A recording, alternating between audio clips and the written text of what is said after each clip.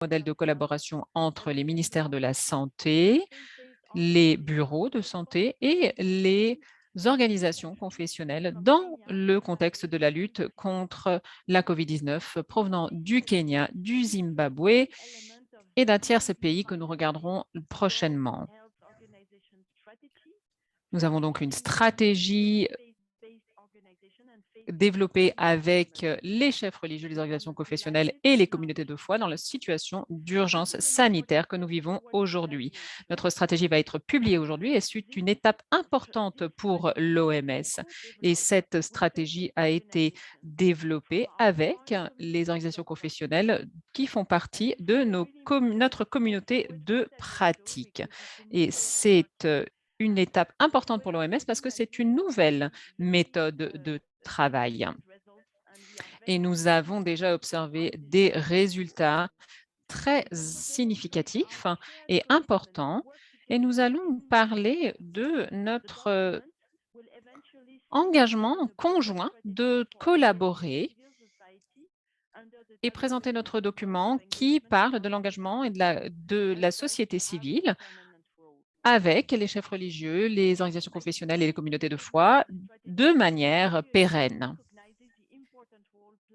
Cela démontre que l'OMS reconnaît l'importance des rôles joués par les sociétés et les communautés dans les urgences sanitaires en matière d'éducation, de santé spirituelle dans toutes les régions du monde, ce qui forme un aspect critique de la lutte et de la riposte à la COVID-19. Nous allons présenter donc les études de cas du Kenya, de Zimbabwe et des Philippines qui ont été effectuées par nos collègues qui font partie de cette collaboration. Donc, je remercie tout le monde et je remercie tous les efforts qui ont été faits pour collaborer et pour démontrer comment cette stratégie s'applique de manière pratique.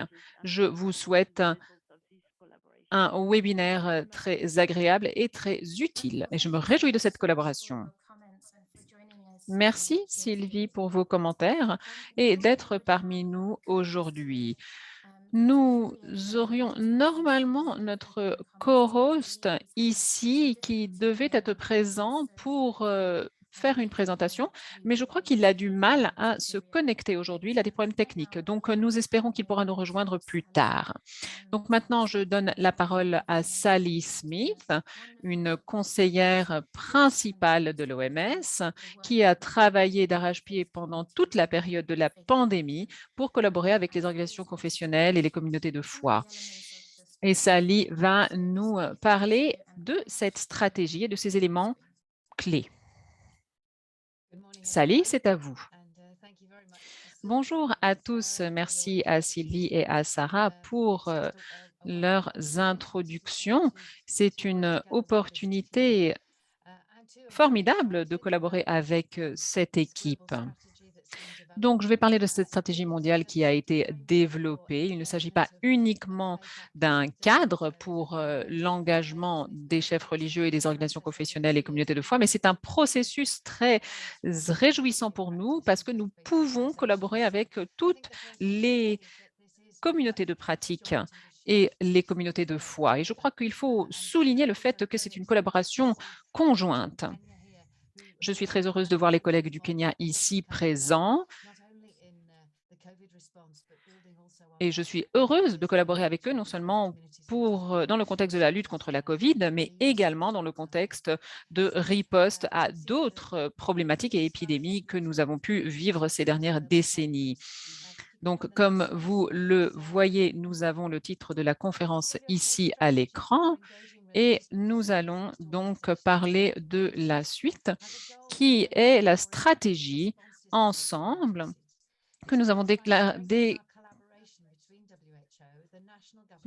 ensemble. Et le but de cette stratégie est de permettre une riposte plus efficace aux urgences sanitaires en renforçant la collaboration entre l'OMS, les gouvernements nationaux et les leaders religieux, les organisations confessionnelles et les communautés de foi pour que davantage de personnes puissent être protégées en matière d'urgence sanitaire et puissent profiter du bien-être et d'une meilleure santé. Et c'est quelque chose sur lequel nous travaillons depuis de nombreuses années. Et je crois que c'est incroyable que nous ayons pu nous collaborer de plus près pour être plus efficace. Donc, nous avons une stratégie qui a été définie et qui définit comment l'OMS et les chefs religieux, les organisations professionnelles et les communautés de foi peuvent soutenir les gouvernements lors d'urgences sanitaires. C'est une stratégie qui souligne les rôles respectifs et les responsabilités de l'OMS et des partenaires religieux lors d'une urgence sanitaire. Donc, nous avons une note conceptuelle concernant les conseils qui proviendrait du personnel du secrétariat de l'OMS, un outil de plaidoyer pour encourager l'engagement, un meilleur engagement, des principes pour les partis, pour tous les partis qui doivent être respectés, et puis une liste d'actions potentielles.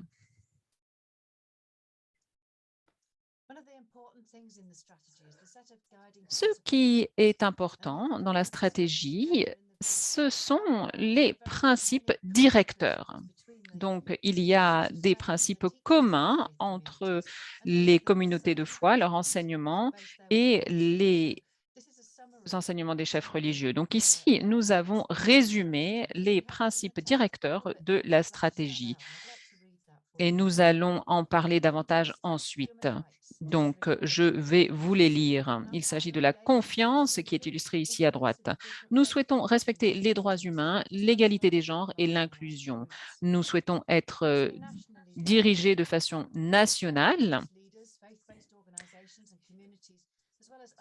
Et donc, les communautés de foi, les organisations confessionnelles et les chefs religieux doivent collaborer pour soutenir les gouvernements nationaux dans leur rôle de leadership et dans leur riposte aux urgences sanitaires. Nous souhaitons promouvoir les valeurs partagées et continuer de collaborer de façon étroite pour promouvoir un respect mutuel. Nous travaillons pour renforcer les systèmes de communauté et de santé. Il ne s'agit pas uniquement d'infrastructures hospitalières et ni uniquement d'infrastructures religieuses telles qu'une mosquée ou une église, mais nous souhaitons développer des atouts communs et pour pouvoir s'en servir et promouvoir l'égalité, la priorité des plus vulnérables et la défense des plus pauvres. Nous souhaitons tirer les meilleures leçons des preuves scientifiques pour pouvoir contrer la mésinformation et la désinformation. Ensemble, nous allons respecter les différences religieuses et nous allons tenter de défendre les communautés individuelles. Nous souhaitons être représentatifs de tous les groupes et toutes les traditions de foi et nous voulons collaborer avec les acteurs de la société civile, les ONG et les autorités également. Nous devons nous centrer sur les communautés et les responsabiliser pour défendre les personnes les plus touchées par les problématiques. Nous devons développer et cultiver la confiance parmi tous les groupes et nous souhaitons être ouverts et transparents, communiquer de façon franche et directe avec toutes les communautés pour faire en sorte que les gens soient renseignés. Donc, je ne vais pas rentrer dans tous les détails ici, mais je pensais qu'il était important de souligner certains principes et nous allons parler justement de certains rôles et responsabilités sur lesquels nous avons travaillé ensemble, les rôles et les responsabilités de l'OMS que nous avons définis, et puis les rôles et responsabilités partagés. Et pour cela, nous avons des conseils nationaux et des conseils applicables au niveau mondial. Bien sûr, il y a des conseils particuliers sur la problématique des funérailles, par exemple, des crémations ou encore de la fermeture de lieux de culte.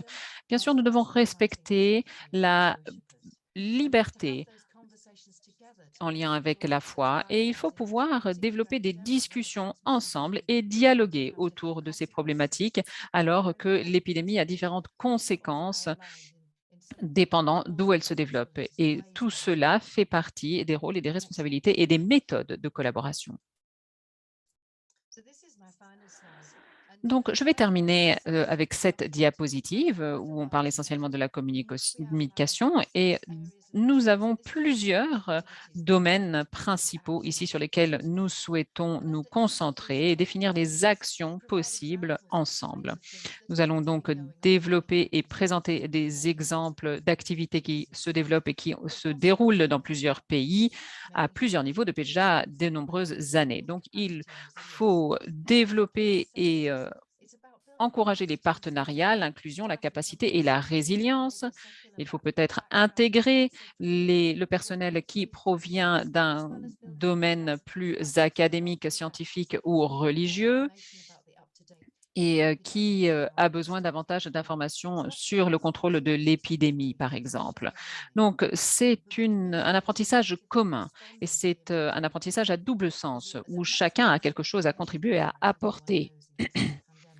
Concernant l'efficacité de la communication et la riposte à l'infodémie, nous devons bien sûr rétorquer, répondre à cette infodémie et à cette mésinformation avec des faits et des réalités prouvées.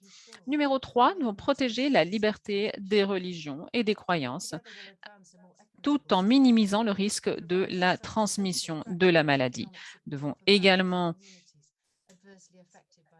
promouvoir l'équité au niveau des sociétés lors de contextes d'urgence. Et peut-être que vous avez écouté ou participé au webinaire du cycle précédent lors desquels nos partenaires ont présenté des exemples justement de protéger l'équité alors que nous étions en pleine pandémie et en plein confinement.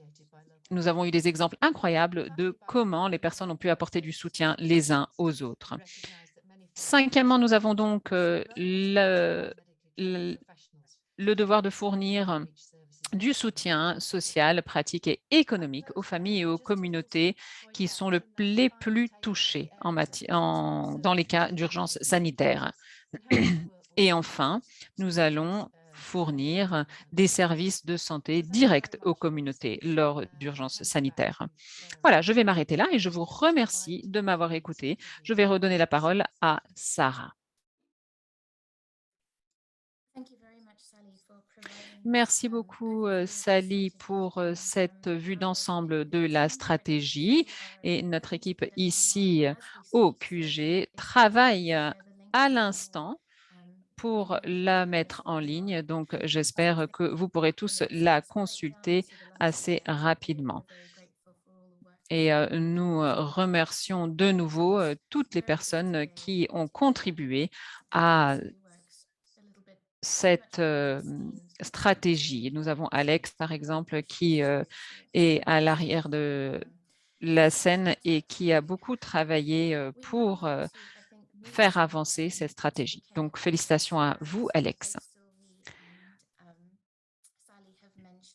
Donc, comme il a été mentionné par Sylvie et Sally, nous avons donc le Kenya qui est un exemple formidable de la collaboration, non seulement pendant cette pandémie, mais pendant des épidémies précédentes également. Et nous sommes heureux de présenter nos collègues du bureau local du Kenya et les partenaires du ministère de la Santé qui vont nous partager un petit peu quelques informations sur leur expérience. Donc, nous avons Dr Nolaskus Ganda, qui est responsable de l'équipe de riposte à la COVID-19 au bureau de l'OMS au Kenya. Dr Ganda va nous parler de la situation au Kenya et nous donner une vue d'ensemble de celle-ci. Dr Ganda, bienvenue à vous. Merci d'être parmi nous aujourd'hui. Vous pouvez mettre la caméra et le micro. Nous sommes prêts à vous écouter. Merci. Merci beaucoup. Merci de m'avoir invité, moi et mon équipe du Kenya, pour présenter ce qui se passe chez nous aujourd'hui. Alors, pour commencer, je vais parler un petit peu de mise à jour mondiale et régionale avant de parler de mon pays. Donc, nous observons ce qui se passe au niveau mondial et nous comparons cela au niveau national et régional. Donc aujourd'hui, nous avons eu 4 vagues. La deuxième vague a été assez forte avec beaucoup d'infections et beaucoup d'admissions. Et la vague actuelle, la quatrième qui vient de se terminer, a été limitante, mais pas aussi forte que les précédentes. Et nous constatons maintenant qu'il y a peu de cas qui sont déclarés. D'ailleurs, nous observons une diminution de cas au niveau national, ce qui démontre que nos efforts sont enfin fructueux et donc nous continuons de nous rencontrer au niveau national. D'ailleurs, il y a une rencontre qui se déroule actuellement car nous travaillons avec les leaders religieux sur l'engagement communautaire. Nous faisons face à de la résistance et de la complaisance dans notre pays et donc nous tentons de faire recours à l'aide des chefs religieux pour que les personnes puissent se faire vacciner, se protéger et comprendre la problématique de la COVID-19. Nous avons subi un grand nombre de pertes et je crois que c'est la première fois que le Kenya a compris que une maladie que les citoyens pensaient ne toucherait que les villes a en fait affecté le monde rural également.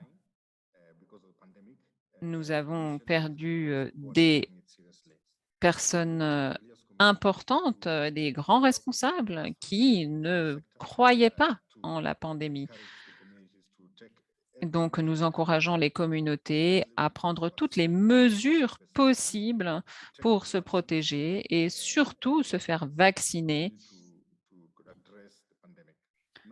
et continuer d'appliquer les contraintes pour gérer cette pandémie. Nous avons planifié une riposte à la pandémie 19 pendant toute l'année prochaine. Nous avons donc un taux de vaccination qui est très bas. Notre directeur a d'ailleurs parlé de la problématique de l'équité de la distribution des vaccins dans le monde. Et nous déplorons le peu de vaccins que nous avons reçus au jour d'aujourd'hui. Je vous remercie de m'avoir donné l'opportunité de partager mes connaissances et ce que j'observe chez nous aujourd'hui. Je réitère le besoin de partenariat, de communauté et de l'engagement de tous les secteurs, dont bien sûr le secteur religieux qui joue un rôle clé. Merci, merci beaucoup, Dr Ganda, d'être parmi nous aujourd'hui et de nous avoir fait des remarques d'ouverture et nous présenter la situation au Kenya aujourd'hui. Je vais maintenant donner la parole à Dr Jemima Mwakisha, qui a été la responsable de la communication du risque et l'engagement communautaire pour le Kenya. Jemima va présenter l'importance de l'engagement communautaire et le rôle des communautés de foi dans la riposte à la COVID-19. Donc, Jemima, merci beaucoup pour tout le travail que vous avez fait pour organiser cette présentation et cette stratégie et votre collaboration. C'est à vous.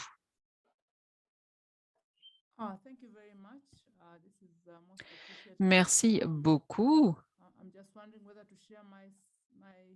Screen or you'll do that for me. Thank you. Okay.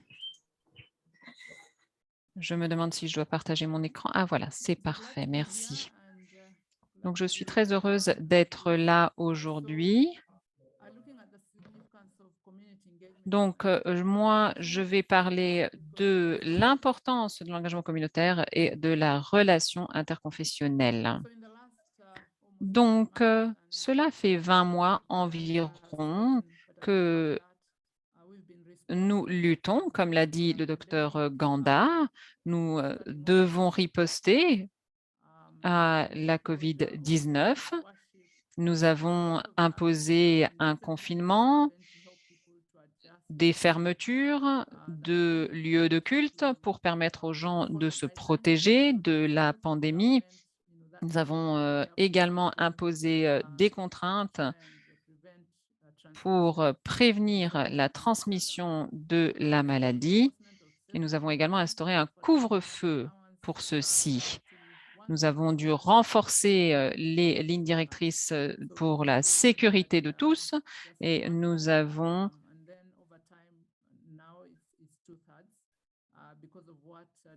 permis une réouverture progressive en permettant un tiers et puis ensuite 2 tiers de lieux de culte d'être réouverts.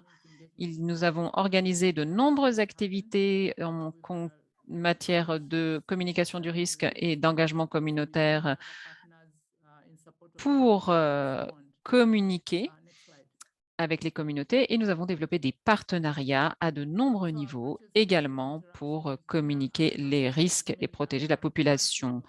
Donc, par rapport aux approches de l'interaction, comme d'autres pays, nous considérons que l'engagement communautaire est au cœur de la problématique. Si l'on n'engage pas les communautés, on ne pourra pas partager d'informations. Lorsque le risque est élevé, nous devons informer les personnes sur les meilleures attitudes à adopter. Nous avons également travaillé sur la mobilisation sociale, un processus d'engagement et de sensibilisation euh, et de dialogue pour développer justement la communication interpersonnelle et créer une sensibilisation accrue. Nous avons bien sûr dû collaborer avec les communautés à tous les niveaux pour promouvoir la protection de la santé. Donc, nous avons l'engagement communautaire en tant qu'outil clé qui est au cœur de la riposte. Nous souhaitons développer la compréhension, la participation, la responsabilisation et l'autonomisation. Notre objectif était également de permettre une vision collective et une riposte collective. Donc, on amène toujours tout le monde autour d'une table pour discuter de la problématique et de pouvoir entendre les personnes à tous les niveaux pour les aider à s'adapter et à changer d'attitude et ensuite à communiquer ceci aux communautés respectives. Il s'agit également d'apprécier le risque auquel on fait face à travers le partage d'informations, d'assister à la prise de décision concernant les risques en matière de santé et de bien-être. Nous avons bien sûr communiqué avec des groupes de jeunes, des organisations diverses, la société civile. Nous avons travaillé sur plein de domaines, dont le transport, par exemple. Et nous avons compris qu'il n'était pas possible de lutter contre la COVID-19 sans collaborer avec les parties prenantes, sans les consulter, sans les entendre pour améliorer notre collaboration. Ensuite, lorsqu'il s'agit de l'importance des communautés interprofessionnelles, il s'agit de prendre compte du rôle des sociétés les plus critiques Nous avons travaillé avec des groupes de foi et des groupes confessionnels à Mombasa, par exemple, auxquels nous avons appliqué des leçons et des exemples. Et ceci est central parce que les communautés interconfessionnelles sont des communautés qui sont au centre de la vie de nombreux citoyens et ce sont à travers ces communautés que l'on peut influencer le comportement de chacun. Donc, les communautés interconfessionnelles jouent un rôle clé lorsqu'il s'agit de lutter contre la pandémie parce qu'elles ont accès à leurs membres. Donc, en observant les informations récentes et les évaluations et les suivis, ainsi que les études de cas, celles-ci montrent que la plupart des personnes ont compris ce qu'était la COVID et ont confiance dans les ressources télévisées ou radio, mais la plupart des personnes ou un grand nombre de personnes ont confiance dans les sources telles que les lieux de culte, à hauteur de 79%. Donc, cela représente une partie importante de la population. Et nous avons donc besoin de communiquer les lignes directrices en matière de sécurité et les conseils en matière de sécurité pour justement mieux protéger la population. Les travailleurs dans le domaine de la santé sont également écoutés à hauteur de 75%, les volontaires communautaires à hauteur de 74% et les médias les plus importants à hauteur de 74%. Donc, je pense que pour être efficace et mieux travailler ensemble, nous devons accroître l'implication de ces groupes, la collaboration et l'interrelation avec ces personnes pour sauver davantage de vies. Merci à vous. Merci. Merci beaucoup, Jamana, d'avoir partagé cette présentation avec nous aujourd'hui et pour le travail que vous faites dans ce domaine. Je suis maintenant ravi de passer la parole au Dr Salim Hussein, directeur des soins de santé principaux au ministère de la Santé du Kenya. Merci pour le travail que vous faites et le partenariat que vous avez avec l'OMS. Nous avons hâte d'entendre votre présentation.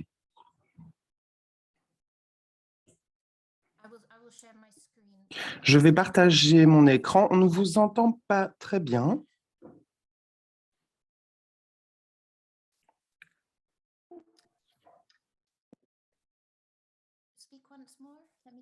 Est-ce que vous pourriez parler à nouveau? Est-ce que vous m'entendez maintenant? Oui, on vous entend bien. Merci.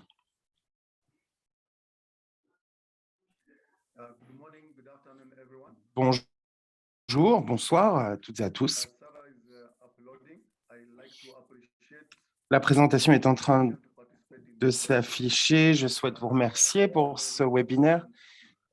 Pour nous, il s'agit d'un webinaire très important, notamment lorsque nous réunissons les chefs religieux, les organisations confessionnelles et les communautés de foi qui travaillent ensemble avec l'OMS. Prochaine diapo, s'il vous plaît.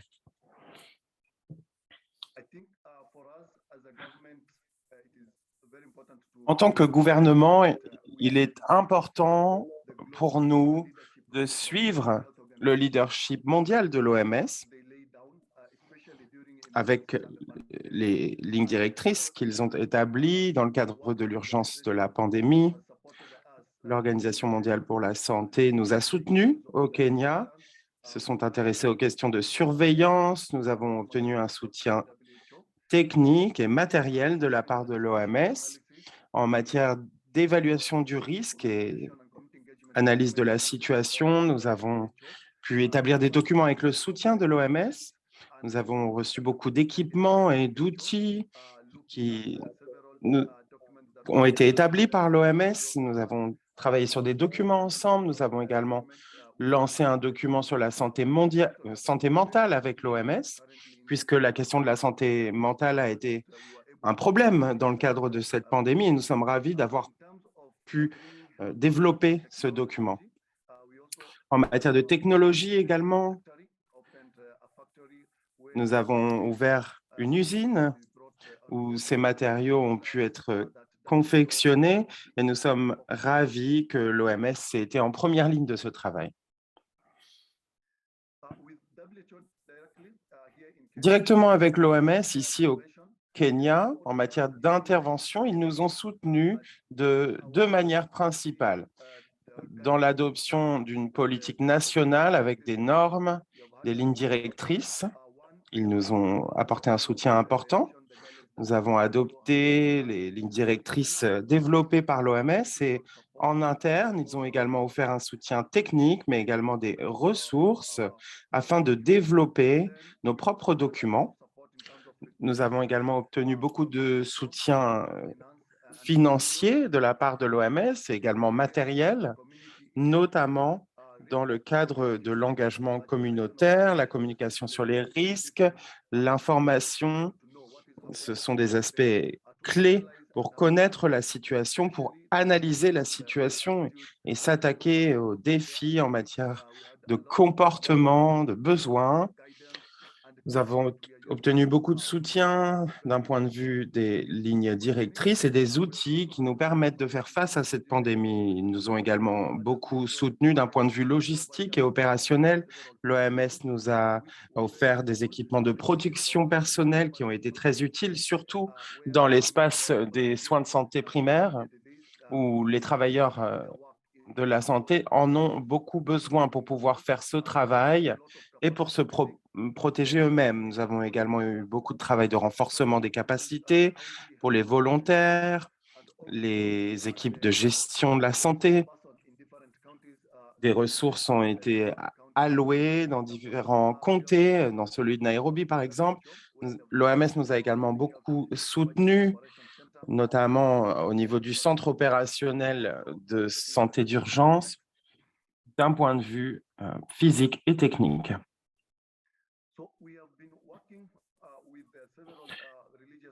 Nous avons travaillé avec de nombreuses organisations confessionnelles au sein du gouvernement. Lorsque la pandémie a commencé, un mois après le début de la pandémie, en avril, le gouvernement a démarré le Conseil interconfessionnel du Kenya, qui nous a été très utile. Il a contacté les chefs religieux pour s'assurer que leur lieu de culte correspondait aux lignes directrices et les institutions religieuses au Kenya ont par la suite suivi ces lignes directrices et ces protocoles. Nous avons travaillé avec des organes de l'ONU comme l'UNICEF, où nous avons développé des messages et des documents sur la question de la COVID. Nous avons développé des messages liés au coronavirus en nous basant sur le soutien des chefs religieux qui ont participé à l'élaboration de ces documents. Ils nous ont également soutenus pour développer des messages en utilisant des citations religieuses qui viennent des livres religieux. Cela est très utile pour que les personnes ressentent bien qu'on les contacte et on communique avec eux selon leurs convictions religieuses. Nous avons également organisé des événements avec différents représentants religieux en matière d'utilisation des lieux de culte, les temples, les mosquées et les églises. Nous avons également développé un document dans lequel les différents fois reçoivent un message adapté par rapport à la question du Covid-19. Vous pouvez voir quelques images des projets qui ont été menés à bien avec les communautés confessionnelles. Prochaine diapo, s'il vous plaît. Oui. Alors, ensemble, avec nos 3 partenaires, l'OMS, les partenaires religieux et le gouvernement, sont au nombre de plusieurs documents qui parlent des lignes directrices nationales. Nous les avons adaptées, par exemple, en matière de gestion. Nous avons reçu des contributions de la part de nos partenaires confessionnels, notamment en cas de décès. Beaucoup de travail de plaidoyer a été fait, mais il y a également eu un suivi pour s'assurer que les personnes qui se rendent dans ces sites suivent les protocoles de santé. Cela n'aurait pas été possible sans le soutien de nos collègues, partenaires religieux. Et ce travail continue à être fait, ce travail de communication, de mobilisation, de plaidoyer. Il s'adresse à leur propre public afin qu'ils continuent à suivre les protocoles de santé.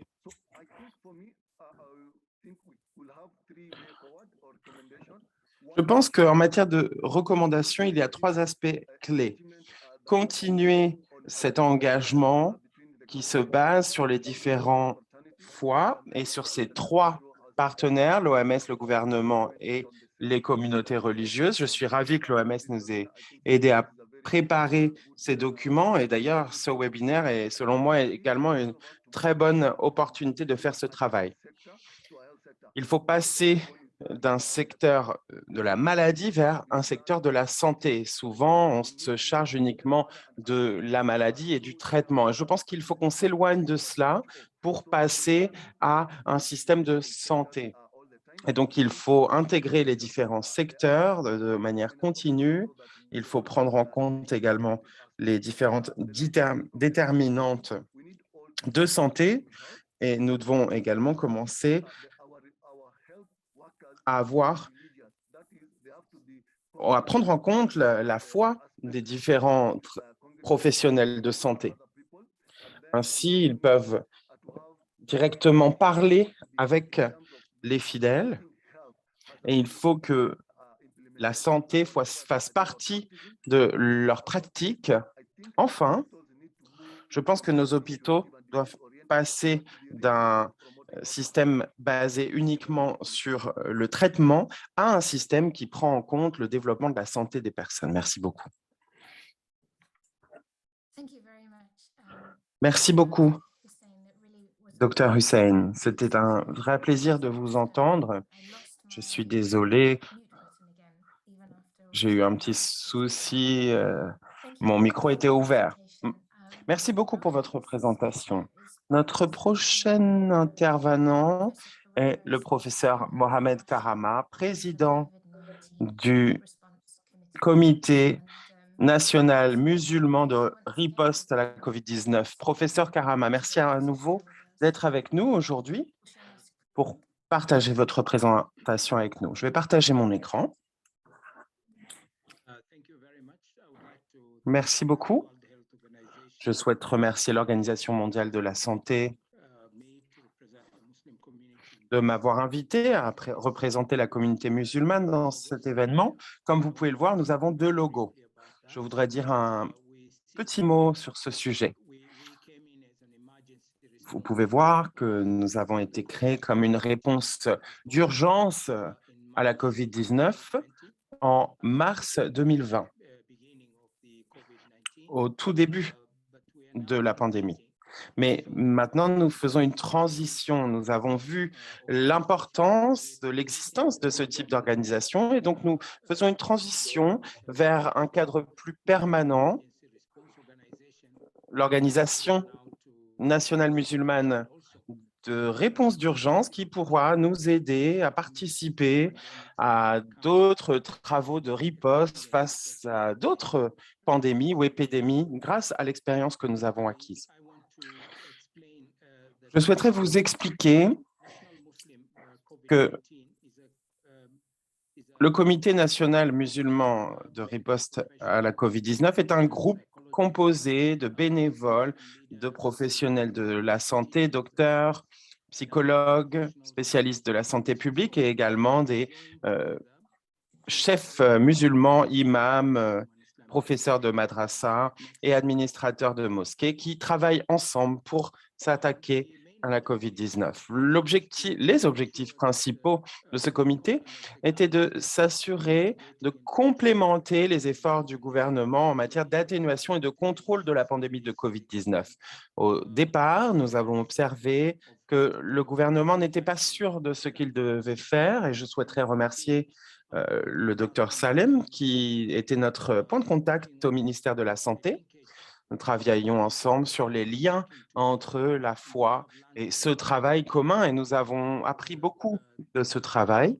Je pense que nous avons fait un bon travail de gestion des connaissances que nous pourrons utiliser à l'avenir. Le deuxième objectif était d'utiliser les enseignements musulmans au sein des congrégations, des madrases et des mosquées qui ont été impactées. Nous souhaitions donc nous adresser aux communautés depuis ce point de vue religieux et en se basant sur les écrits pour expliquer l'importance du fait de suivre ces lignes directrices. Nous avons également utilisé les infrastructures physiques musulmanes, notamment les chaires, pour faire participer les personnes et avons travaillé avec les représentants musulmans, imams et autres pour qu'ils relaient ce message et qu'ils fassent ce travail de sensibilisation pour qu'ils travaillent avec le gouvernement sur ce sujet. C'est pourquoi il était vraiment important d'établir ces structures. Nous avons également utilisé les médias musulmans, les radios traditionnelles, les chaînes de télévision qui ont également été très utilisées, mais également les médias généraux qui ont répondu présents. Ils ont pu nous aider à transmettre les informations et à obtenir ce soutien. Nous avons également développé des guides et manuels avec le travail du ministère de la Santé et nous avons, dirons-nous, islamisé le contenu de ces manuels pour qu'ils soient mieux acceptés par les communautés musulmanes. Je pense que certains des comités avec lesquels nous avons travaillé étaient très utiles puisque la question de la COVID-19 était très large. Nous avons donc une équipe chargée de la prévention et du contrôle des infections, notamment en matière de désinfection des écoles ou autres lieux ouverts, pour s'assurer qu'il y ait une bonne gestion des foyers également. Nous avons un comité qui travaille sur les soins à domicile. Lorsque les soins étaient effectués à domicile, nous avons des équipes qui se sont rendues dans les communautés musulmanes pour offrir ce service. Nous avons bien compris que le fait d'intégrer des personnes à l'hôpital était très coûteux et donc ce soutien en matière de soins à domicile était très utile. Nous avons également un comité médias et sensibilisation, un comité sur les enterrements pour que les corps des défunts soient gérés de manière digne. Nous avons également travaillé avec nos frères chrétiens et hindous pour les aider également à Mombasa et à Nairobi pour ce travail. Des comités d'inspection dans les mosquées et écoles, donc dans les madrasas, des écoles musulmanes qui ont dû être fermées, et ensuite inspectées et réouvertes. Une équipe était donc chargée de ce travail et très important également, des comités de soutien psychosocial. De nombreux foyers ont été affectés, des personnes ont été traumatisées, donc ce comité a été très utile également. Prochaine diapo, s'il vous plaît.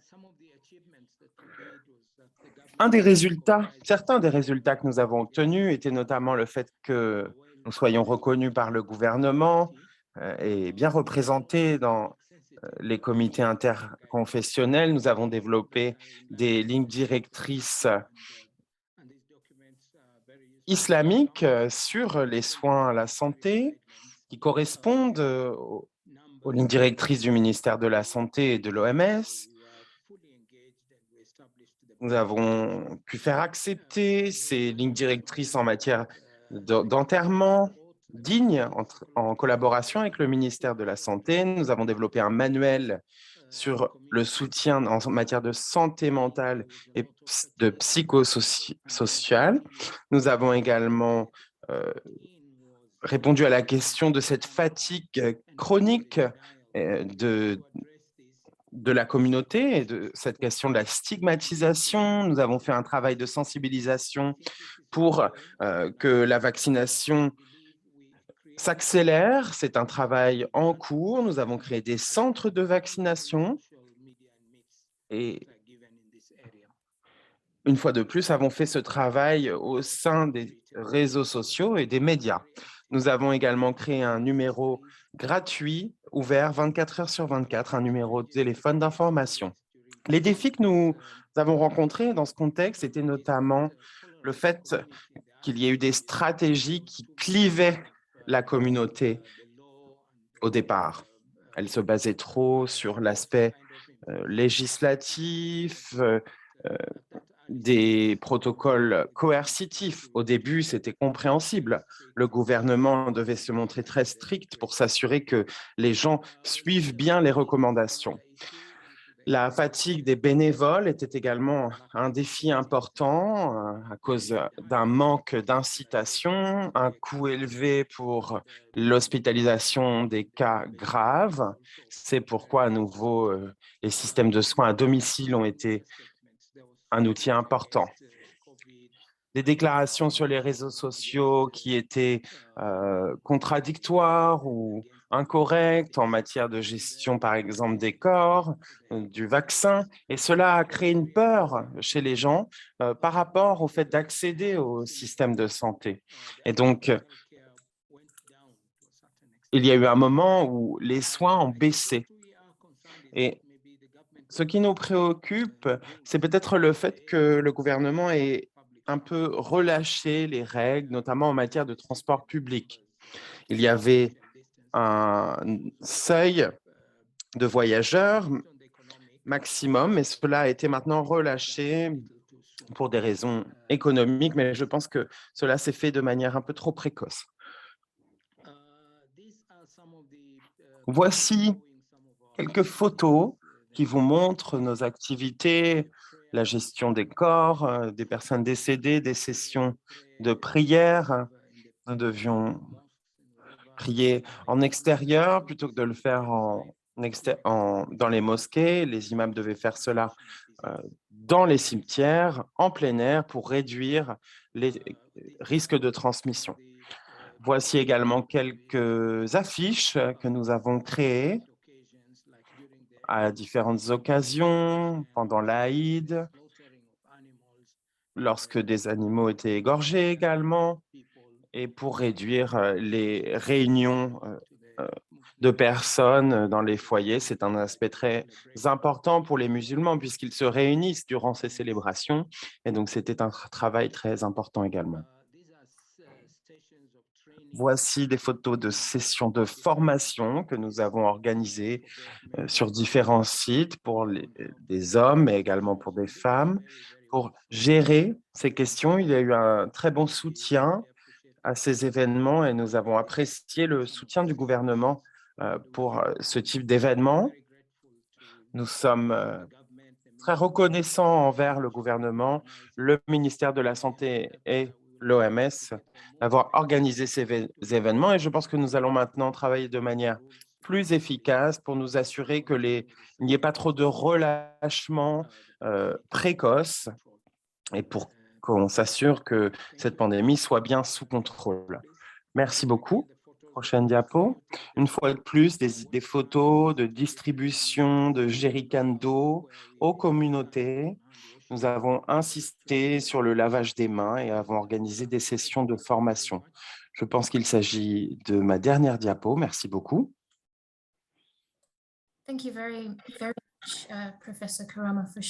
Merci beaucoup, professeur Karama, d'avoir partagé avec nous ce travail remarquable qui a été organisé par vous-même, le Comité national musulman de riposte à la COVID. Notre prochain intervenant est l'évêque Dr. John Warari. Il est membre du conseil directeur du Conseil interconfessionnel du Kenya. Monsieur John Warari, je crois que vous avez des diapos, vous allez les partager vous-même, n'est-ce pas? Merci, madame. Mon ordinateur vient de se verrouiller et donc j'ai quelques difficultés. J'en prends la responsabilité, mais je peux peut-être vous envoyer mon document et peut-être que vous pourrez le partager. Oui, nous sommes ravis que vous soyez présents. Allez-y. Merci beaucoup. Bonjour à toutes et à tous. Tout d'abord, je souhaiterais exprimer ma reconnaissance envers l'Organisation mondiale de la santé, le programme Religion pour la paix, l'UNICEF, le PNUD, ses partenaires et tous les membres du Conseil interconfessionnel du Kenya. Le Conseil interconfessionnel du Kenya, le RCK, est un organe qui réunit la plupart des organisations confessionnelles du Kenya. La conférence des évêques catholiques, le KCCB, le NCCK, l'Alliance évangélique du Kenya, l'Organisation africaine des églises du Kenya, l'Église adventiste, le groupe suprême des musulmans kenyans, le Forum des dirigeants et chefs religieux, l'Association musulmane et le Conseil hindou du Kenya. Nous sommes une formation de 9 composantes. Nous existons depuis un moment et notre mission est de faire la promotion de la compréhension interconfessionnelle au Kenya à travers la mobilisation d'actions conjointes pour le développement socio-économique et le rassemblement des communautés confessionnelles qui vivent en paix, sont unies dans l'action socio-économique pour la nation kenyane. Comme de nombreuses autres institutions, la réponse interconfessionnelle à la COVID-19 après le premier cas recensé dans le pays en mars 2020 a été un mélange de peur, de doute, alors que personne ne savait à quoi s'attendre face à cette pandémie. Et donc, le Conseil interconfessionnel du Kenya a répondu à ces doutes de plusieurs manières, en diffusant des messages d'espoir, mais également des messages adéquats pour réduire la diffusion des cas de COVID dans les lieux de culte. Dès le départ de cette maladie, il y a eu une grande panique. Les personnes ne savaient pas vers qui se tourner, et comme cela a été dit par l'intervenant précédent, la foi et la confiance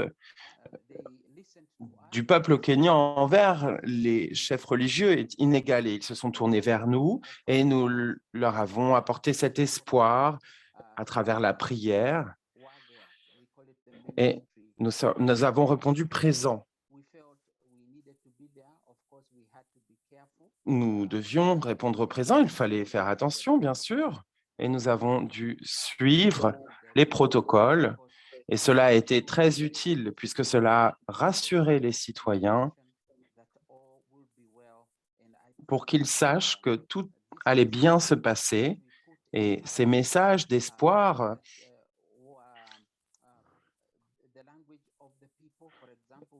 ont été écrits dans les langues des différents groupes, en swahili, en hindi.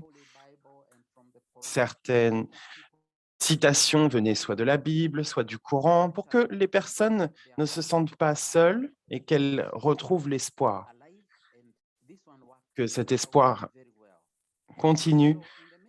Et cela a eu un impact très positif. Nous avons également dû développer des messages pertinents sur le COVID-19, puisqu'il y avait de nombreux mythes et des messages contradictoires, et donc nous avons utilisé cela dans nos congrégations. Nous avons également utilisé les réseaux sociaux, et les plateformes de médias traditionnels, et avons développé et diffusé les messages nécessaires sur le COVID en utilisant ces plateformes médiatiques pour calmer les peurs face au COVID-19.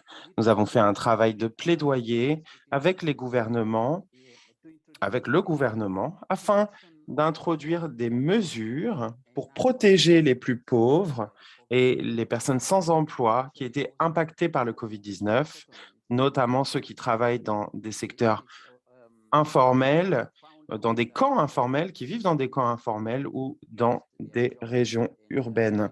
Plus de 3 millions de personnes au Kenya ont perdu leur emploi, leurs moyens de subsistance. Et vous pouvez imaginer que de nombreux Kenyans ont été impactés. Nous avons fait un travail de plaidoyer envers le gouvernement pour qu'il puisse aider nos organisations religieuses, et ils ont distribué des bons permettant à ces personnes d'aller au supermarché et d'obtenir des denrées alimentaires. Nous nous sommes rendus disponibles. Nous avons aidé notamment à la distribution de médicaments, puisque certaines personnes ne pouvaient pas avoir accès à ces traitements, à ces médicaments.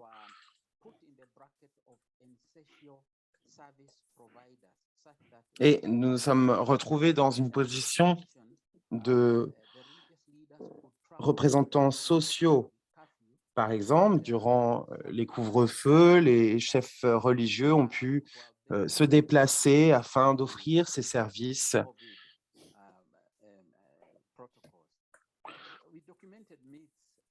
Pour aider à ces protocoles, nous avons documenté les besoins face à la montée du COVID-19 et par rapport aux mesures de réduction des contaminations. Le Kenya est une société très spirituelle. 98,6% des Kenyans sont des personnes spirituelles et font partie d'une religion ou d'une autre. Et donc, à travers cette plateforme, nous avons pu rentrer en contact avec eux et parler de cet ennemi qu'est le COVID.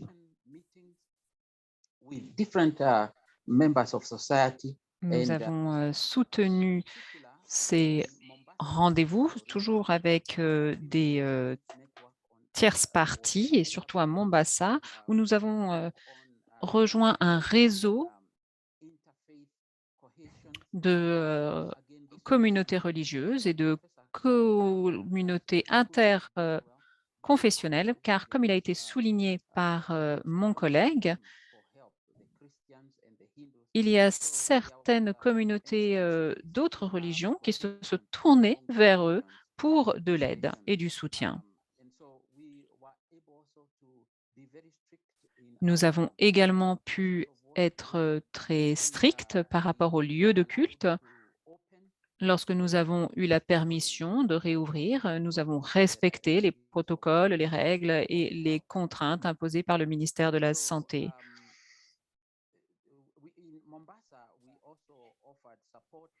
À Mombasa, nous avons également apporté du soutien aux femmes religieuses, aux docteurs pour dialogue et autres groupes concernant la possibilité de rester et de garder une santé mentale malgré la situation de l'épidémie. Rester en bonne santé et en bonne santé mentale a été un défi parce que les personnes étaient confrontées au confinement, ce qui a eu des répercussions sur la violence conjugale. Par exemple, il y a eu une augmentation du nombre de grossesses de mineurs, par exemple. Et donc, notre objectif était d'être présent et d'apporter du soutien en cas de besoin.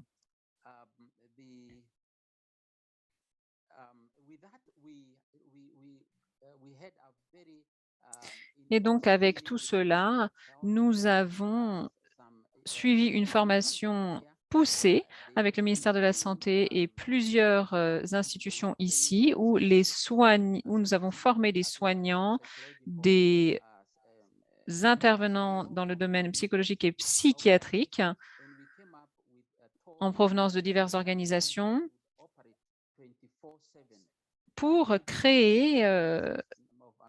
nous avons également créé un numéro vert disponible 24 heures sur 24 pour que les personnes dans le besoin puissent téléphoner et que les personnes formées répondent de façon adéquate à ces appels à l'aide.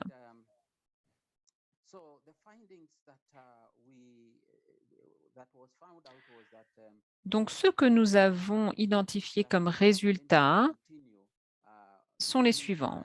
Il est important que le gouvernement poursuive son financement pour l'allègement de ces problèmes. Et nous avons compris qu'en 2021, nous avons reçu moins de soutien que ce que nous avions reçu en 2020 lors du début de la pandémie. Ensuite, nous avons été confrontés à un problème unique par rapport à la fermeture des écoles publiques. Il manquait bien sûr d'approvisionnement en matière de masques, de salles d'isolement, d'eau courante. Il y a des problèmes d'insuffisance d'installations sanitaires pour les garçons et les filles et certaines organisations religieuses ont pu faire du plaidoyer auprès du gouvernement pour avoir davantage de fonds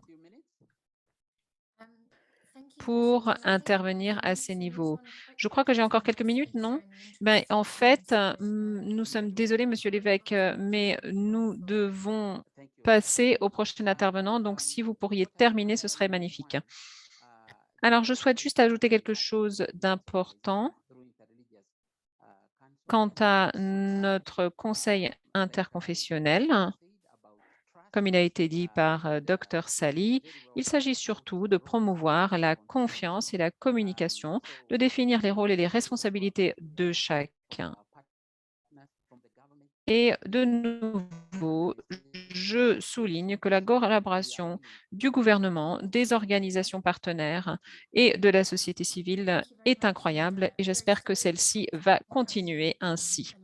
Je suis désolée de devoir vous interrompre, mais je voudrais vous rappeler que nous avons une session de questions-réponses prévue avant la fin de ce webinaire et nous souhaiterions vraiment répondre à certaines de ces questions. Donc, nous allons inviter notre dernier intervenant à parler maintenant. Donc, nous avons Mindessence Tudai, qui est le gestionnaire de programme auprès du Conseil interreligieux du Kenya. Merci d'être parmi nous aujourd'hui et je crois que Alex a vos diapositives.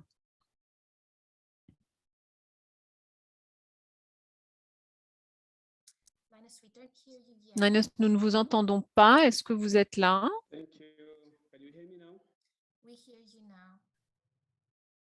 Oui, nous vous entendons. Bonjour, Monsieur Linus Ntigai. Je suis Linus, donc du comité interreligieux du Kenya. Et pour reprendre sur ce qui a été dit par l'évêque John Warari, je vais parler tout particulièrement de ce que le Conseil interreligieux et le groupe d'action de la COVID-19 ont fait conjointement. Et donc, il y a eu le soutien du gouvernement du Kenya à travers un avis de publication le 12 juin 2020. Donc, celui-ci est constitué de 16 membres et d'organes de foi avec qui nous collaborons, qui sont listés ici en point 2. Il y a également la mise en œuvre par le Conseil de ces 3 organes, donc le ministère de la Santé, le ministère de l'Intérieur et de la coordination du gouvernement national et l'IRCK.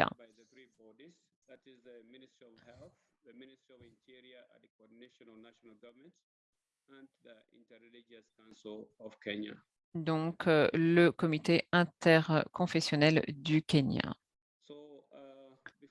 Donc, le mandat du Conseil est le suivant. Mais avant de rentrer dans ces détails, je souhaite souligner que le gouvernement du Kenya a relevé le rôle important joué par les leaders religieux dans le pays, et ceci grâce à la formation du Conseil interconfessionnel, dont le rôle est de développer tous les protocoles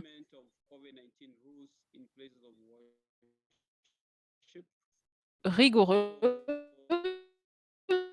pour la réouverture progressive en tant que médiateur entre le secteur religieux et le gouvernement pour pouvoir négocier et définir ce qui est mieux pour le pays, les citoyens et les leaders religieux, surtout dans les lieux de culte.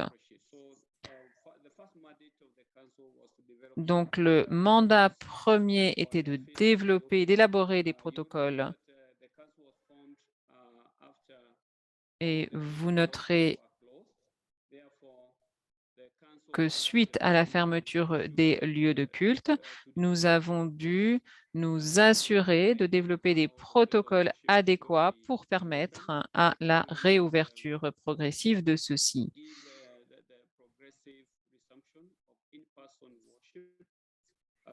Donc, il s'agissait de pouvoir revenir en personne pour se retrouver dans les temples, les églises et les mosquées.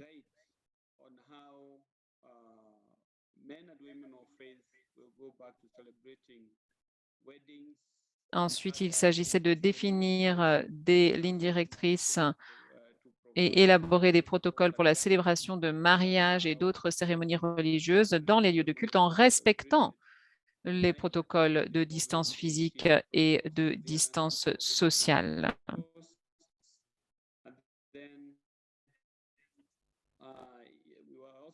Nous avons également développé un programme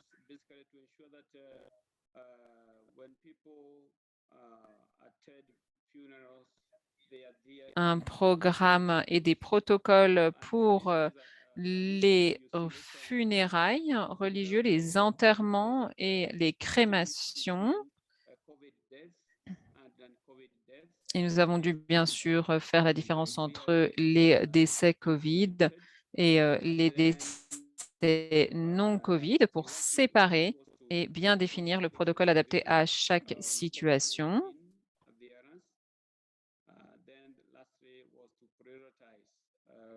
Enfin, nous avons développé un programme de sensibilisation du public et de renforcement des capacités de tous les chefs religieux et du clergé sur ces protocoles. Et nous avons développé une matrice de mise en œuvre prioritaire indiquant clairement les dates de réouverture et le nombre maximum applicable pour permettre à tout le monde de participer dans le respect des règles. Alors, par rapport aux réalisations, de l'IFC à ce jour. Donc, nous avons travaillé à l'élaboration, la publication et la diffusion de protocoles pour la réouverture progressive des lieux de culte dans le pays. Et je crois que c'est une contribution importante par rapport à ce que mon collègue a dit en matière d'institutions religieuses qui ont été identifiées comme les structures qui respectent les protocoles de protection contre la COVID-19. Deuxièmement, il s'agit de l'élaboration de lignes directrices pour la reprise graduelle et progressive de la pratique du culte en personne, dans le respect des lignes directrices relatives à la distance physique et sociale et conformément aux directives du ministère de la Santé. Donc, nous avons développé et publié ces protocoles.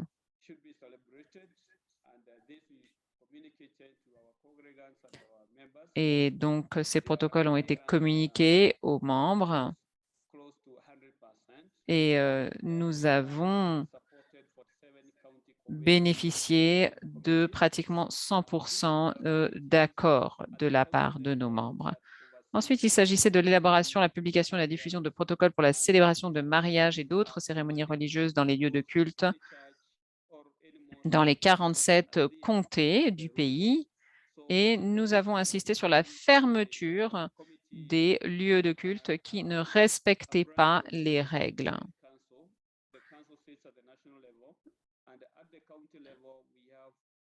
Donc, nous avons le soutien du Conseil interconfessionnel, du Comité interconfessionnel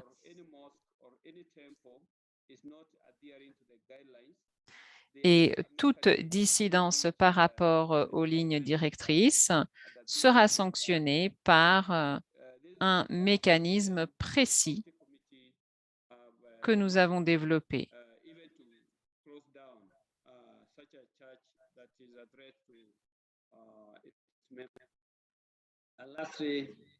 Et enfin, il s'agit du renforcement de capacité des chefs religieux et du clergé sur les directives de la COVID-19 pour la réouverture sûre des lieux de culte. Donc, ici, vous voyez certains des protocoles que nous présentons sous forme de résumé.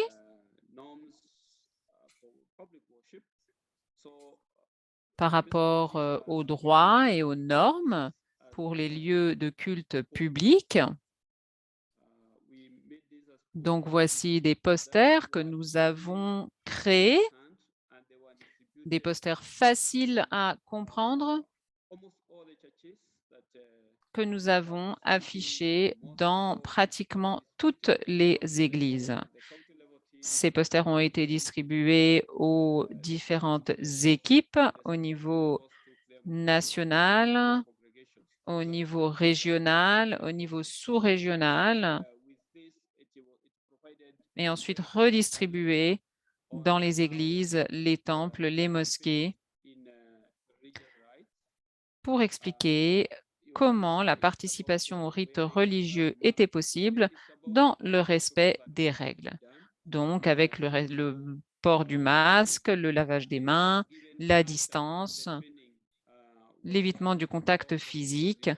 Et ceci a bien sûr été effectué suite à la formation de tous les leaders religieux. Donc, ceux-ci étaient capables d'expliquer ces posters et ces directives à leurs suiveurs et à leur communauté. Le deuxième poster que nous avons ici concerne la réouverture des lieux de culte. Donc, ce sont des lignes directrices qui ont été appliquées par le président lui-même. Donc, dès qu'il y a un speech, le nombre de personnes qui se rencontrent est défini par le gouvernement, dépendant des statistiques, des chiffres et du nombre de personnes qui peuvent être présentes sur place selon le taux d'infection du jour. Nous avons également distribué ce document dans les mosquées, les temples et les églises pour permettre aux communautés de savoir qui, quand et comment. Et bien sûr, les plus vulnérables ont été protégés au début de la réouverture.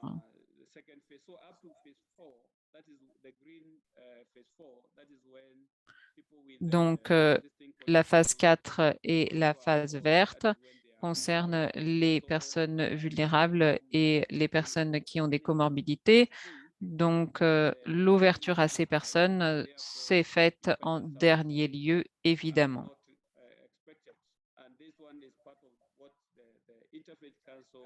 Et certaines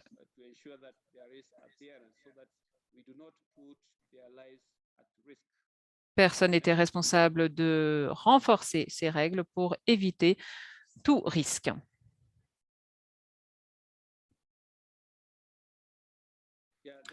Prochaine diapositive. Donc, ici, il s'agit des différentes phases en matière de participation aux rites religieux, donc les funérailles et les enterrements, par exemple.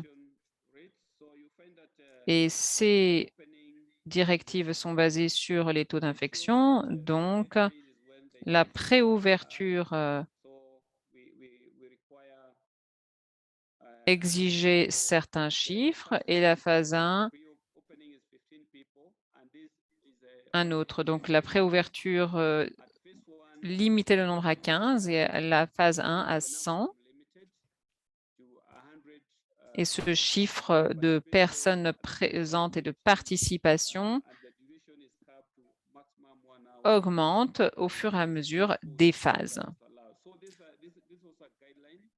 Il y avait également des limitations en matière de temps, vous voyez la représentation de l'heure, et en matière de distribution de nourriture qui était uniquement permise en phase 4. Et donc, ce sont des directives qui sont simples à suivre et que l'on peut utiliser comme point de référence sur le quoi, comment, quand et qui. Très rapidement, je vous demanderai de terminer rapidement, s'il vous plaît. Oui, je crois que c'est la dernière diapositive. Donc, ici, il s'agit des mariages. Donc, de nouveau, nous avons la phase de préouverture jusqu'à la phase 4. Et vous voyez les différentes limitations illustrées ici en couleur. Merci. Je crois que c'est tout. Merci beaucoup, Linus. Et je suis désolée d'avoir dû écourter votre présentation. Nous souhaitons simplement laisser du temps pour les questions-réponses. Donc, je vais demander à Dr. Jemima Mwakisha de diriger cette session questions-réponses. Et je crois qu'il y a certains d'entre vous qui ont déjà été très actifs dans le chat pour répondre aux questions posées dans le Q&A, par exemple. Jemima, je crois que vous avez des questions pour les panélistes. Merci, Sarah. Je sais que nous n'avons pas beaucoup de temps, mais nous avons une question de la part de Samira qui demande, en travaillant avec les groupes confessionnels pour développer des directives spécialement pour des fonctions telles que les funérailles ou les mariages, comment procéder? Est-ce qu'on utilise la réponse donnée qui est que Dieu va pouvoir sauver ceux qui ont été vaccinés? Moi, j'ai eu cette expérience au Sri Lanka et j'ai utilisé cette stratégie, mais je ne suis pas sûre qu'elle soit efficace partout ou qu'elle soit scientifique. Quelle est votre expérience? Comment gère-t-on la situation où les personnes disent que le vaccin est inutile car Dieu les sauvera? Nous avons dû faire face à cette question, surtout au niveau du clergé,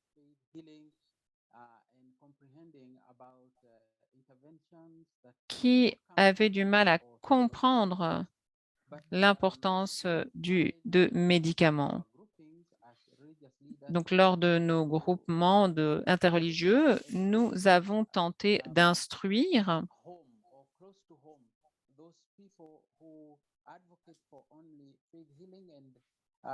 et ces personnes ont pu entendre nos explications. Donc, nous sommes heureux d'avoir pu communiquer que la science et la foi sont complémentaires et qu'il n'y a pas de conflit.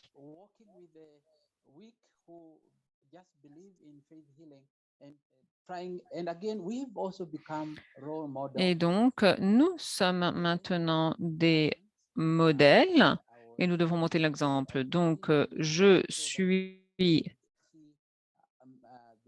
sortie et j'ai participé à des conférences sur les réseaux sociaux et je me suis fait vacciner contre la COVID-19. Donc, c'est un défi à relever. Ce n'est pas toujours facile, mais d'agir en tant que modèle et d'expliquer la complémentarité de la foi et de la science est une bonne réponse à ce problème.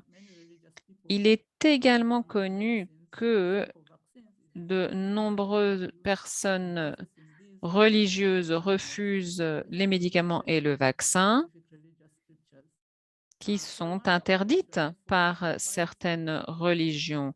Donc, quel est votre conseil et comment pouvons-nous, avec la pharmaceutique, solutionner ce problème? Peut-être professeur Karama ou qui est-ce qui souhaite répondre? Dr. Salim? Docteur Sali? Yeah, maybe I can address that one. Peut-être que je peux répondre. I think what we need to understand is that Je pense que ce qu'il faut comprendre, believe that COVID is the work of the devil. c'est que certaines personnes sont convaincues que la COVID a été créée par le diable. The human race Et without God's permission. So God has a certains sont convaincus que rien n'arrivera à la race humaine puisque Dieu est là pour la protéger. we can see very many outcomes of this COVID that Donc, je pense qu'il est important de souligner les réalités des résultats de la COVID. to learn more, the globe has come together. Et nous sommes aujourd'hui en capacité d'apprendre davantage, de mieux comprendre et de consulter des personnes qui sont expertes dans le domaine. All with the power of God, and therefore we should not reject science and Et je pense qu'il faut communiquer que Dieu because God says intervient à de nombreux niveaux et il ne faut pas rejeter le travail de la main de Dieu à travers des experts, etc. will also help you. So Donc, chacun doit faire sa part et Dieu contribuera ce qu'il pourra également. Merci, professeur Karama. Docteur Salim, êtes-vous là? So I have another question. Oh, okay. J'ai une autre We can't hear question. you, Dr. Pardon, nous ne vous entendons pas.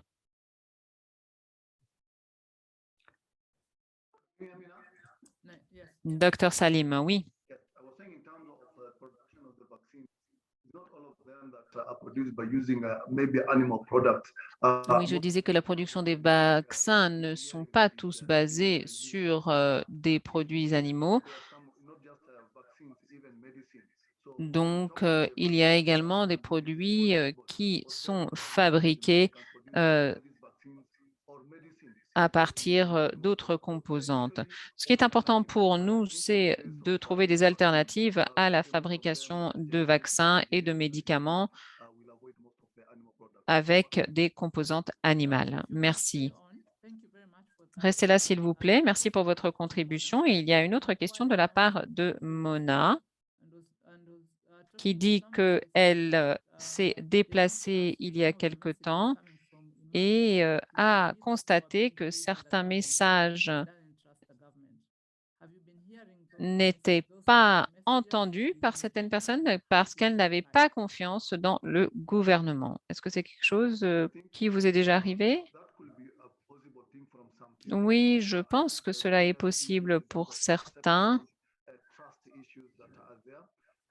Il y a des problèmes de confiance, par exemple. I think what is most important Et je pense que ce qui est plus important, for the religious leader, c'est que les leaders religieux behind it. For us, it is most of the time is scientific, but for the religious leaders, I think they can aient un contexte et une explication rationnelle derrière leur stratégie et leurs réponses. Donc, je pense qu'il faut démontrer leurs conseils grâce aux écrits. Et il faut que chacun puisse prouver et soutenir sa posture grâce aux écrits et aux textes de sa religion. Il est important également de parler aux gens directement pour pouvoir les convaincre et d'utiliser également leur entourage. Merci.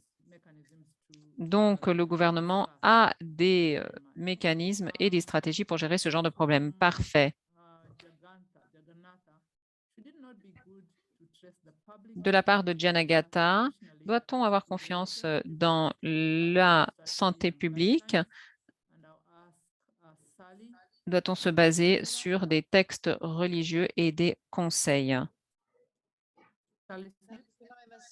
Sally, est-ce que vous pouvez répondre à cela? Pardon, j'étais en train d'écrire. Ne devrait-on pas faire confiance à l'Église qui est basée sur des textes et des conseils religieux? Jagannatha. Professor Karama, did you want to answer? No. Donc, je pense que ce qui est important, c'est de travailler en collaboration avec les communautés religieuses pour identifier quels écrits de leur tradition peuvent être utilisés pour soutenir les conseils qui sont élaborés. Donc, il ne s'agit pas d'utiliser des écritures en elles, mais surtout de la confiance et de la collaboration essentiellement. Merci. Oui, je pense, Jamima, que c'est une excellente question. Je pense que nous avons beaucoup géré la connaissance et appris de nos activités. Et je pense qu'il est important de partager ces informations et de collaborer avec l'OMS lors de toute pandémie potentielle. Je crois que nous avons beaucoup appris pendant cette problématique. Nous avons beaucoup étudié les manuscrits, les écritures musulmanes et autres, et chrétiennes. Et je pense que nous devons garder des traces de ce travail parce que cela nous a pu nous aider lors du confinement, de répondre à des questions, de respecter la distanciation sociale. Et je pense qu'il y a énormément d'écritures sur lesquelles nous pouvons nous appuyer dans ces contextes. Merci. De Christine, je voudrais savoir si vous avez le contrôle des églises non enregistrées et comment vous les engagez et comment vous les amenez dans votre démarche.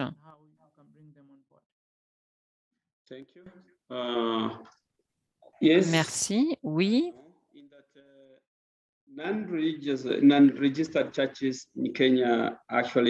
Par rapport aux églises non enregistrées au Kenya, elles ne sont pas légales. C'est pour cela que le Conseil interconfessionnel collabore avec le ministre de l'Intérieur qui est responsable du respect de la loi. Donc, lorsque des églises non enregistrées sont identifiées, si elles ne respectent pas la structure, malgré leur popularité, le Conseil interconfessionnel fait appel au ministère de l'Intérieur qui envoie la police qui fermera ensuite cette institution. Et donc, il s'agit d'une collaboration étroite entre le ministère de la Santé, le ministère de l'Intérieur, qui doit nous aider avec les forces de l'ordre et leur action. En travaillant avec des groupes confessionnels pour développer des directives spécialement pour des fonctions telles que les funérailles ou les mariages, le respect des règles s'est-il amélioré parmi le grand public? This was very challenging because traditionally, especially amongst the Ça a été Muslims, un vrai défi puisque habituellement, lorsqu'il y a des enterrements, des invitations pour les musulmans, c'est difficile pour eux de ne pas accepter. Et donc, il a été difficile de nous mettre en conformité avec les réglementations. Mais en utilisant des écrits pour décrire la situation, nous avons obtenu pas mal de coopération dès le départ. Lorsque le ministère a commencé à relâcher les règles, eh bien, nous avons une bonne coopération de la part du peuple, même si c'était des choses difficiles à accepter, le fait qu'il n'y ait que 100 invités à un mariage, par exemple. Mais les personnes ont bien suivi ces règles et nous avons apprécié le soutien que nous avons reçu. Merci. Merci beaucoup. Nous avons une autre question, mais je pense qu'elle a déjà obtenu une réponse lorsque Samira a posé une question sur le contexte, des exemples sur les groupes d'églises. J'espère que nous avons répondu à cette question. Voilà, je pense que c'est tout pour les questions. Eh bien, merci beaucoup, Jamaira, d'avoir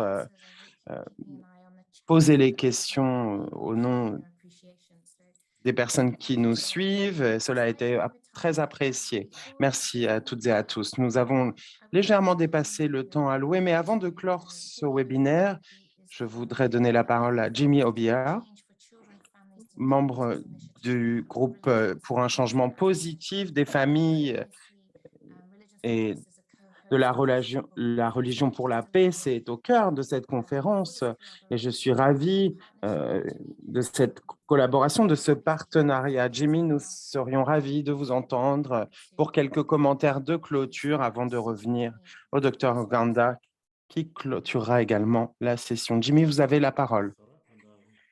Merci beaucoup, Sarah. Merci pour cette très bonne organisation de cet événement. La religion pour la paix est engagée à mener un mouvement mondial, notamment dans le cadre de cette pandémie, et nous sommes ravis de pouvoir mobiliser nos conseils interconfessionnels dans de nombreux pays pour lutter contre le COVID-19. Et ce partenariat avec l'OMS pour la diffusion de lignes directrices et également avec ce travail à partir des écrits dont nous avons entendu dans les études de cas. Le ministère de la Santé, les leaders religieux nous apprennent une leçon très importante à travers cette pandémie. Nous devons travailler ensemble pour un changement positif et pour que ces mouvements religieux continuent à avoir un partenariat important avec l'OMS et d'autres parties prenantes. Et donc, nous sommes ravis de participer à cette série de webinaires et attendons avec impatience d'entendre les autres études de cas à venir dans les jours à venir. Merci. Merci beaucoup, Jimmy. Je souhaite maintenant donner la parole au Dr Gandhara à nouveau. Dr Gandhara est directeur de l'équipe de riposte à la COVID-19 à l'OMS dans le bureau national. Docteur, pourriez-vous nous faire quelques commentaires de clôture? Merci. Merci beaucoup, Sarah. Cette session a été très intéressante. Les présentateurs ont été très bons. J'ai aimé entendre le professeur Karama nous parler de son travail, comment ils se sont adaptés à la pandémie. Monsieur l'évêque Harry également pour cette présentation sur cette coopération très forte, comme vous l'avez dit. C'était assez nouveau. Linus, pour le Conseil également, nous sommes ravis de voir que le Conseil interconfessionnel conseille directement le gouvernement et de voir également que les conseils ont été suivis. Vous avez un mandat très fort pour mener le pays et le conseiller sur la manière de collaborer sur ce sujet. Jimmy, j'ai apprécié vos commentaires de clôture. Je souhaitais également remercier Sarah d'avoir présidé cette session et Jemima également. Depuis Mombasa au Kenya, je vous remercie toutes et tous pour votre participation à cette session. Nous attendons avec impatience les prochaines sessions pour collaborer ensemble et apprendre les uns des autres depuis différentes régions partout dans le monde. Merci beaucoup. Merci, Sarah. Merci beaucoup, Dr. Ganda. Dernier mot de ma part, je souhaite vous remercier pour cette merveilleuse collaboration et merci à tous les intervenants du jour. Nous attendons impatiemment d'entendre les discussions à venir et d'entendre les différentes études de cas. Demain, nous entendrons l'exemple du Zimbabwe et donc je pense que nous avons envoyé le lien dans le chat. Nous vous souhaitons à nous rejoindre demain pour le Zimbabwe et la semaine prochaine, ce sera les Philippines. Donc, nous allons encore beaucoup apprendre ensemble. Merci beaucoup à tout le monde et on se revoit très bientôt. Prenez soin de vous. Thank you. Bye. Thank you. Bye. Thank you. Bye. Bye-bye.